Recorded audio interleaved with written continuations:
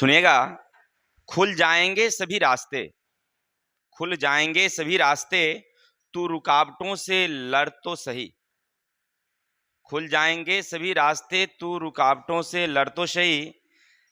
सब कुछ हासिल होगा, सब कुछ हासिल होगा, अपने जिद पर तू अड़ तो सही।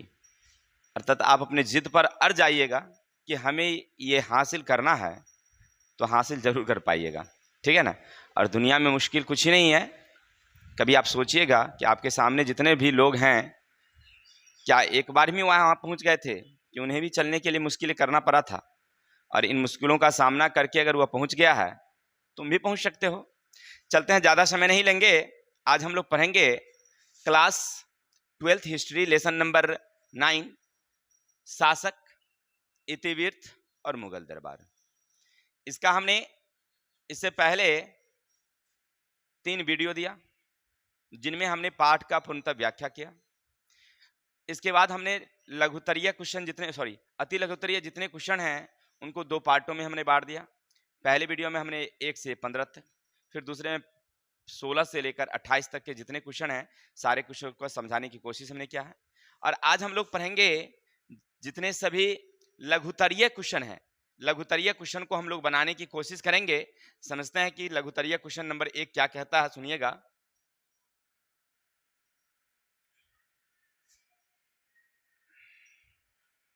क्वेश्चन नंबर 1 क्या कहता है?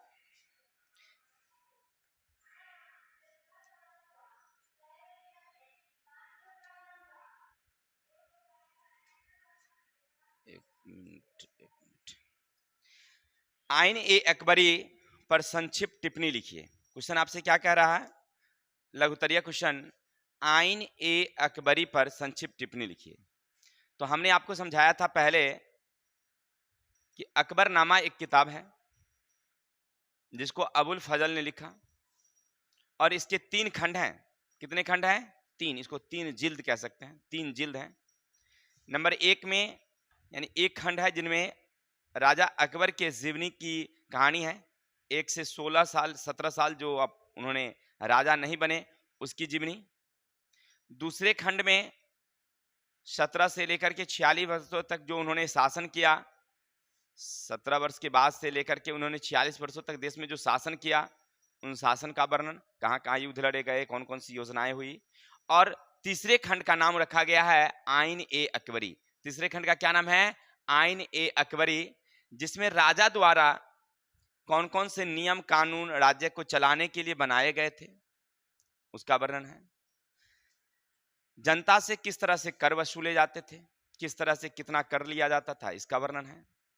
जमींदारी प्रथा कैसे किसी को प्राप्त होती थी, इसका वर्णन है। मनसबदारों की क्या स्थिति थी, मीर बख्शी क्या था, कैसे वहां के शासन व्यवस्था, जनता और राजा के बीच में क्या संबंध, ठीक है ना। इन सारी बातों को, धर्म की क्या स्थिति, लोगों की आर्थिक स्थिति कैसी थी, इन सारी बातों को, राजा अकबर के शासन काल में क्या क्या चल रहा था, इन सब बातों को अबुल फजल ने अपनी एक किताब लिखा अकबरनामा, जिसके तीसरे खंड में, जिसका नाम है आईने अकबरी, उसमें उन्होंने विस्तार से वर्णन किया है। तो अब आपसे पूछता है कि आईने अकबरी, तो आईने अकबरी अकबरनामा का तीसरा खंड है, जिनमें राजा अकबर द्वारा बनाए गए जितने नियम कानून हैं, इन सारे नियमों कानून का उन्होंने विस्तार से वर्णन किया है कि राजा से जनता का क्या संबंध, दीवान किसे कहा जाता था, दीवानों को कैसे दीवानी मिलती थी, मीर बख्शी क्या थे, कैसे उसको, मनसब क्या था, मनसब की क्या स्थिति थी, कैसे वहां सैनिक का व्यवस्था था, किस तरह से उनकी शासन व्यवस्था कैसी, विजय, कौन कौन सी राजधानियां कब स्थापित की गई, इन सारी बातों को वहां पर लिखा गया है। तो आशा करते हैं आपको क्वेश्चन नंबर 1 समझ में आया होगा, आईने अकबरी की विशेषता। दूसरा है हुमायूं के पलायन। हुमायूं के पलायन का वर्णन कीजिए। यानी दूसरा क्वेश्चन आपसे क्या पूछ रहा है कि हुमायूं का पलायन भारत से क्यों हुआ, किस स्थिति में हुआ। तो आपने पढ़ा होगा, देखिए हुमायूं बाबर के बेटे थे। बाबर की मृत्यु 1530 में हुई। इसके बाद हुमायूं गद्दी पर बैठा, और हुमायूं राजकाज पर कोई विशेष ध्यान नहीं दिया उस समय, खुद ऐशो आराम में जीने लगा। शराब और शबाब यानी दारू और लड़कियों में वह व्यस्त रहने लगा। राजकाज पर ध्यान नहीं दिया। और इसी बीच अफगान के एक शासक थे जिनका नाम था शेरशाह सूरी, उसकी शक्ति बढ़ने लगी थी। उसकी शक्ति क्या होने लगी? बढ़ने लगी। वो अपनी शक्ति का खूब विस्तार किया और हुमायूं उसकी बढ़ती हुई शक्ति पर ध्यान नहीं दिया। परिणाम क्या हुआ कि कुछ ही दिनों बाद 1539 में शेरशाह सूरी हुमायूं और शेरशाह के बीच चौसा के मैदान, जो कहाँ पड़ता है? हमारे बिहार के बक्सर में मिलता है। बिहार के बक्सर में चौसा एक मैदान है। उन्हीं मैदान में हुमायूं और शेरशाह के बीच युद्ध हुई, जिसमें हुमायूं की हार हुई। उसके बाद फिर 1540 में उत्तर प्रदेश के कन्नौज नामक स्थान पर फिर एक बार युद्ध हुआ। दो युद्ध के बाद उनकी हार हो गई। किनकी? हुमायूं की जान के लाले पर गए, बेचारे यहां से भागने लगे। लेकिन शेरशाह सूरी उसको पीछा करने लगा, छोड़ा नहीं और उसको कहां तक ले गया? आगरा तक।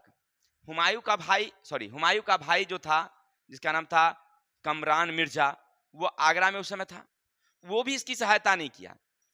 और शेरशाह सूरी इसको पीछा करने जब लगा तो वो बेचारे भागे और गुजरात होते हुए काबुल भाग गया। क्लियर? तो पलायन का मेन कारण क्या था? शेरशाह सूरी से उसकी हार। अब परीक्षा में क्या लिखेंगे?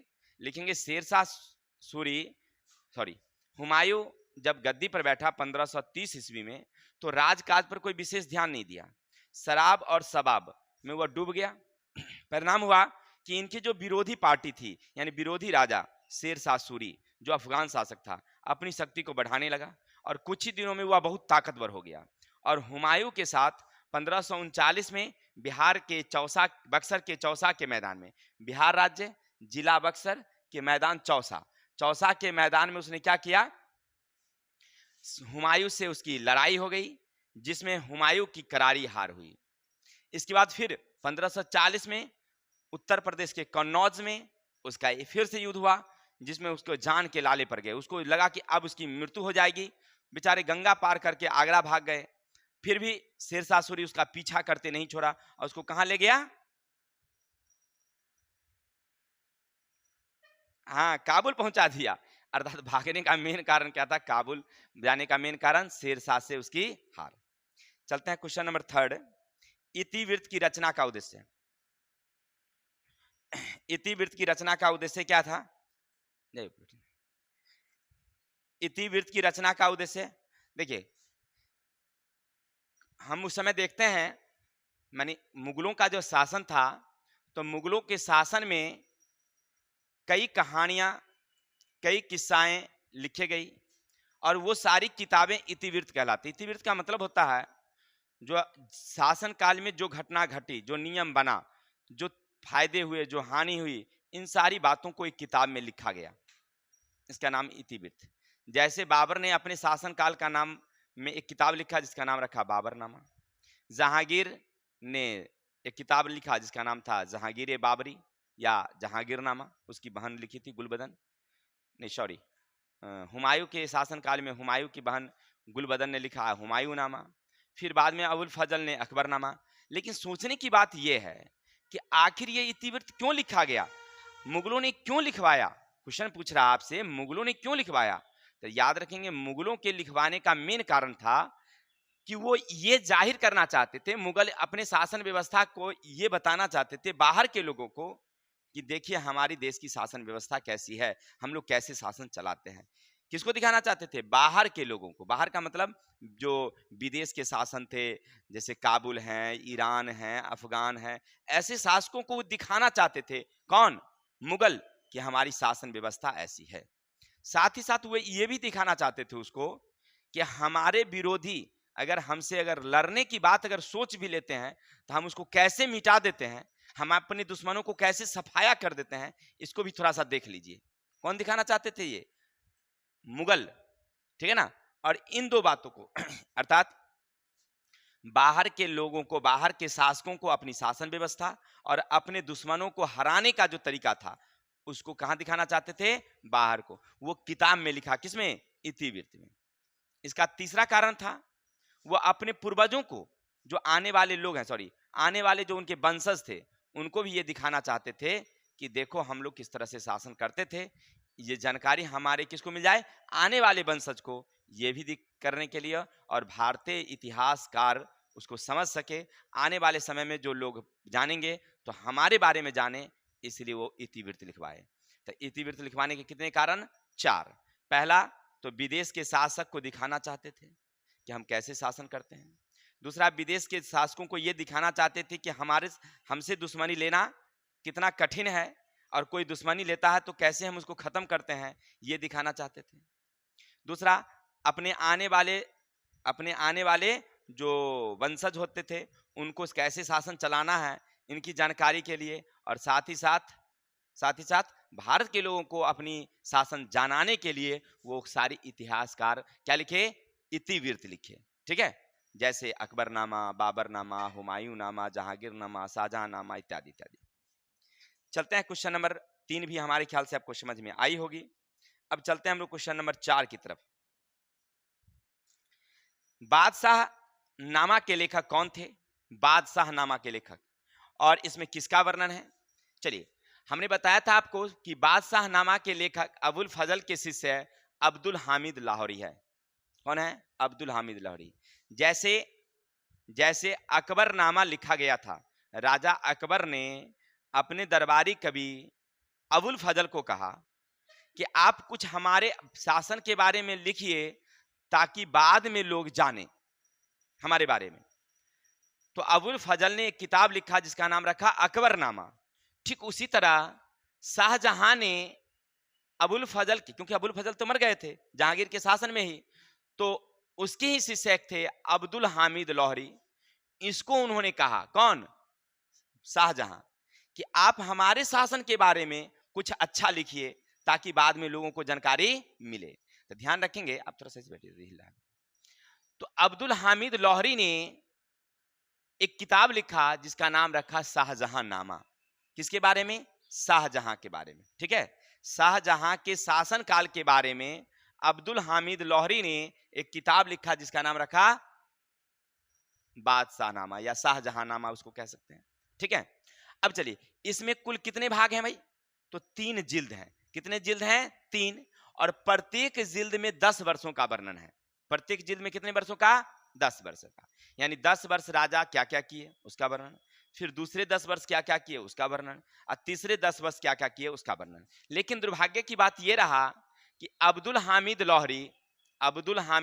लाहौरी मात्र कितने जिल्द लिखे, 2 जिल्द, और बुढ़ापा के कारण वो लिख नहीं सके। और तीसरा जिल्द लिखा कौन, तो याद रखेंगे एक इतिहासकार थे जिनका नाम था वारिस, उन्होंने लिखा था। ठीक है, तो क्या लिखेंगे आप, आपसे पूछ रहा है कि भाई शाहजहां या बादशाह नामा किसे कहा जाता है, तो याद रखेंगे बादशाह नामा के लेखक हैं अब्दुल हामिद लाहौरी। किसके बारे में है, तो शाहजहां के बारे में। और इसमें कितने खंड है भाई, 3 खंड। 2 खंड को किसने लिखा, अब्दुल हामिद लाहौरी, लेकिन बुढ़ापे के कारण तीसरा खंड को किसने लिखा, वारिस ने। हर 10 वर्ष का एक एक खंड बनाया गया। तो आशा करते हैं कुछ नंबर आपको 4 समझ में आई होगी। चलते हैं 5 सुनते हैं। अकबरनामा का भारतीय इतिहास का क्या महत्व है। देखिए, अकबरनामा का भारतीय इतिहास में बहुत बड़ा महत्व है। ऐसा नहीं कि वो मतलब महत्वपूर्ण नहीं है। जितने भी किताबें हैं किनके, मुगलों के शासन का, चाहे वो बाबरनामा हो, हुमायूंनामा हो, अकबरनामा हो, जहांगीरनामा, इन सब में सबसे ज्यादा इंपोर्टेंट प्रसिद्ध किताब कौन है, अकबरनामा है। अकबरनामा अकबर के कहने पर अबुल फजल ने 1589 में लिखना शुरू किया था।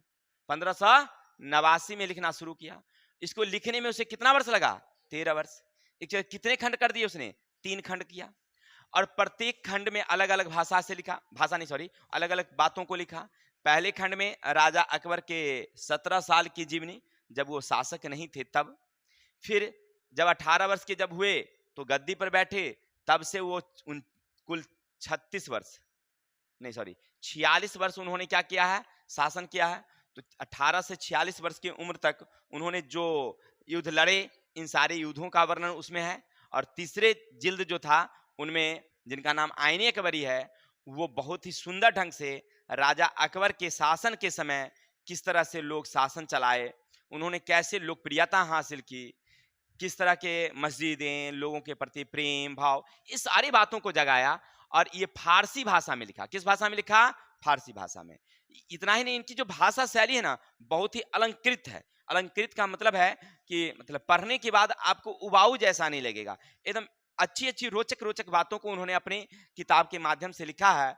अर्थात भारतीय इतिहास में अकबरनामा का बड़ा ही महत्व है। उसकी व्यवस्था से देख करके लोग ये सीख सकता है, जान सकता है कि हमने कैसे शासन व्यवस्था चलाया।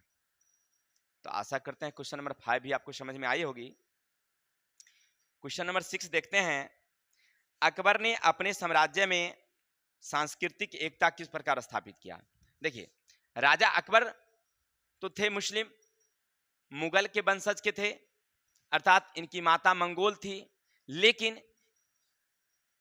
इनका जन्म हुआ था राजपूतों के संरक्षण में।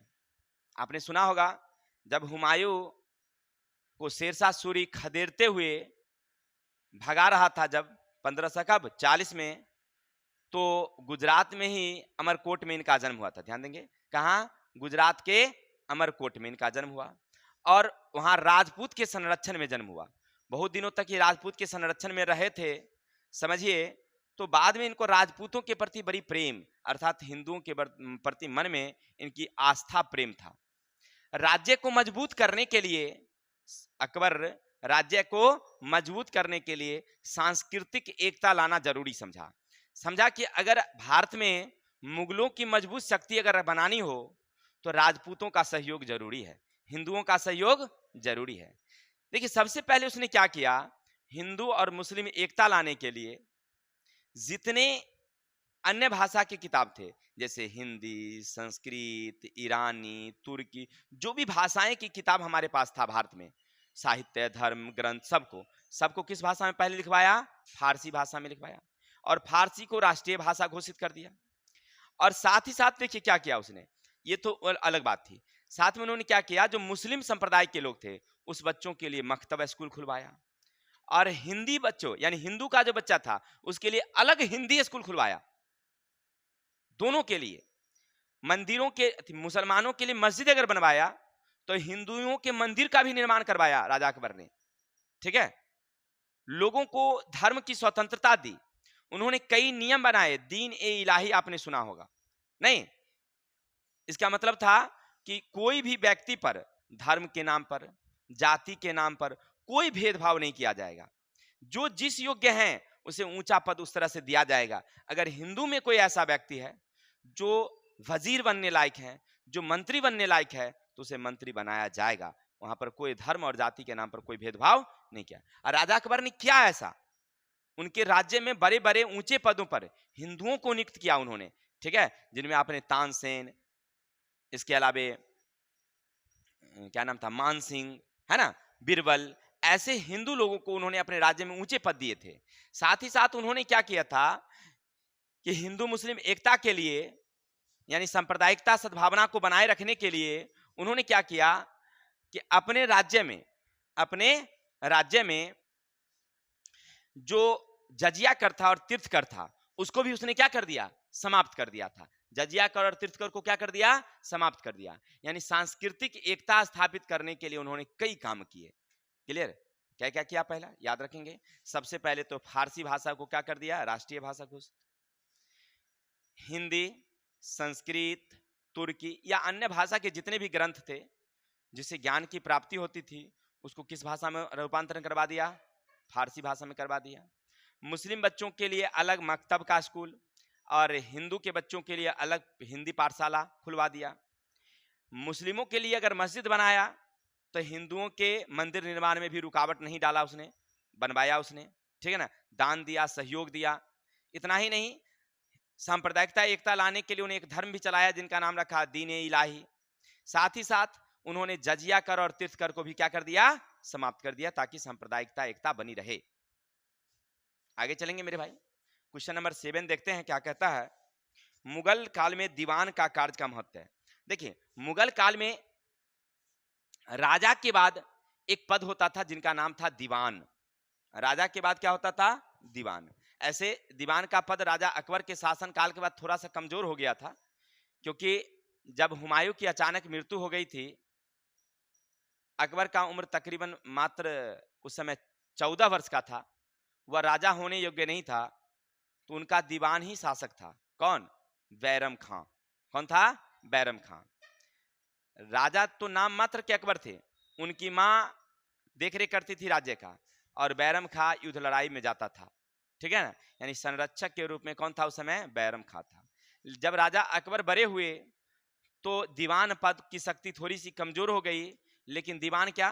तो याद रखेंगे, राजा के बाद मंत्री पद दीवान था। अब अगर आपसे पूछे कि दीवान क्या है, तो आप क्या बोलेंगे?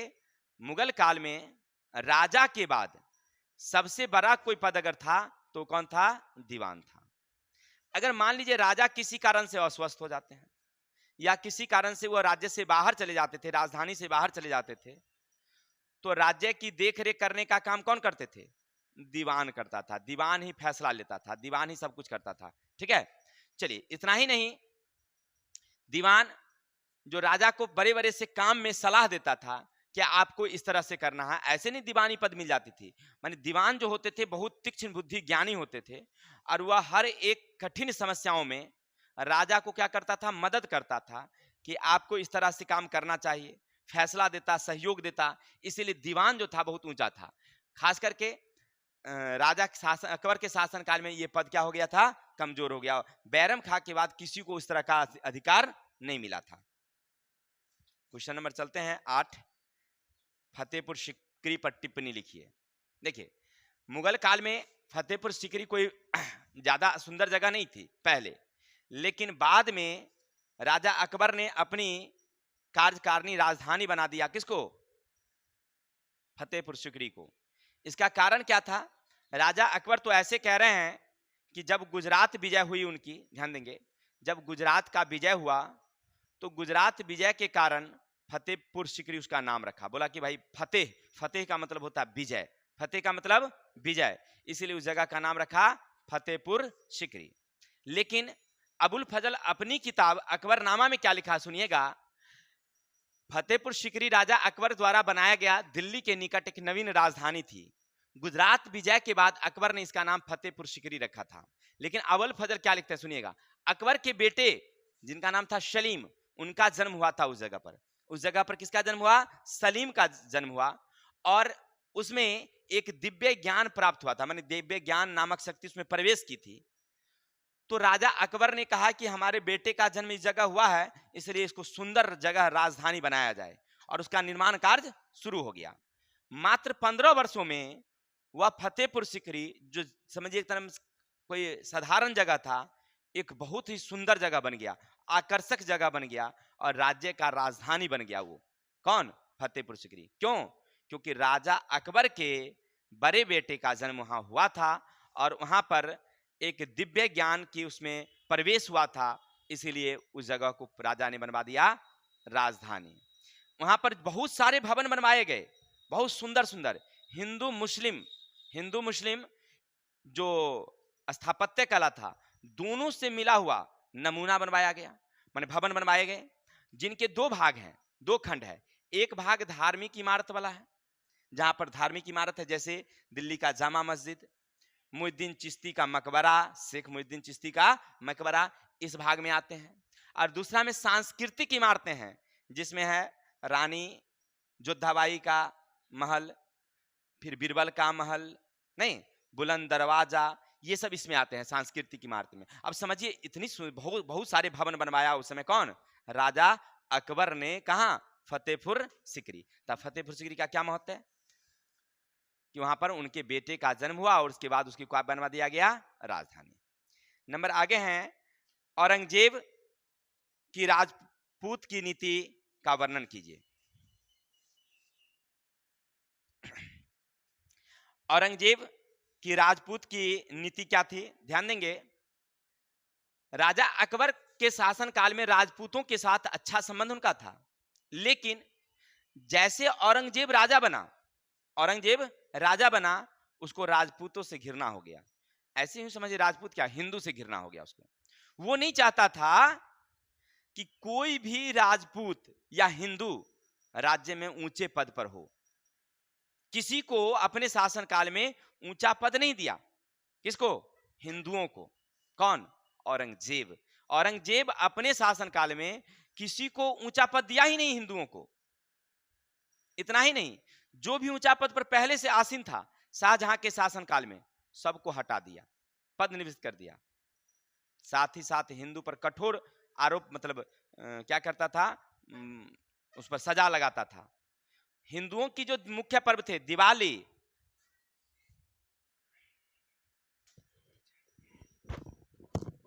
तो बता रहे थे कि उसने क्या किया, हिंदुओं के जो प्रसिद्ध पर्व थे दिवाली और होली, इस पर्व को मनाने पर भी उसने रोक लगा दिया। कौन? औरंगजेब, कि तुम लोग नहीं मनाओगे। छोटी छोटी अगर गलती हिंदू कर देता तो कठोर से कठोर सजा देता था। अगर कोई मुसलमान अगर बड़ा भी गलती कर दे तो कोई सजा नहीं था उसके लिए, लेकिन अगर हिंदू कोई छोटा गलती कर दे तो उसके लिए क्या थी? कठोर सजा थी। और साथ ही साथ उसने क्या कर दिया मालूम है आपको?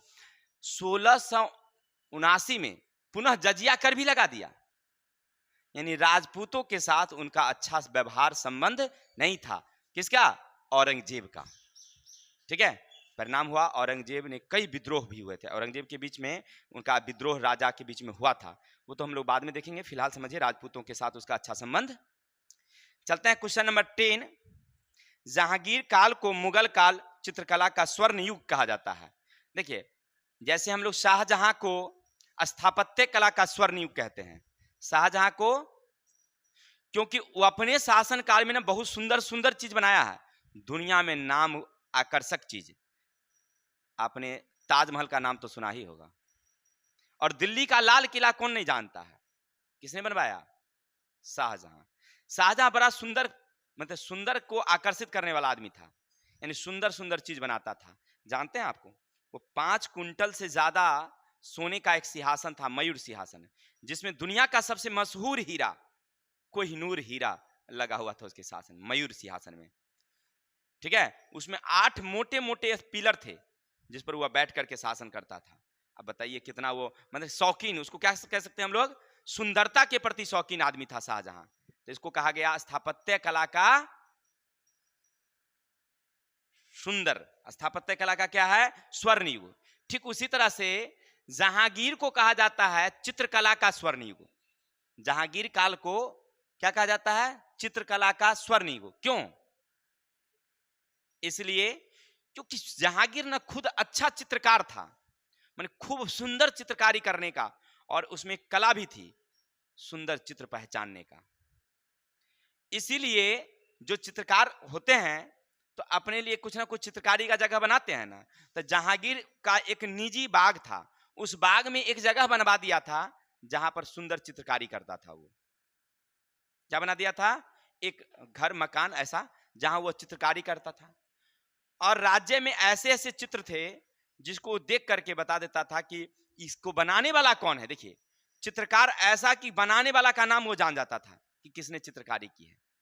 ठीक है, और अपने राज्य में बहुत सारे चित्रकार, जो बड़े बड़े चित्रकार थे उनकी बात कर रहे हैं, बड़े बड़े चित्रकारों को उन्होंने क्या दिया था? संरक्षण भी दिया था अपने राज्य में। जैसे मोहम्मद नादिर, मोहम्मद मुराद, हिरात के आगा रजा, ये सब अच्छे चित्रकार थे उस समय, और उसको अपने राज्य में क्या दिया था? संरक्षण दिया, और राज्य में अच्छी चित्रकारी का काम हुआ था। इसलिए उनको कहा जाता है चित्रकला का स्वर्ण युग, चित्रकला का स्वर्ण युग। ठीक है, क्योंकि खुद चित्रकार थे और अच्छी चित्रकारी करते थे।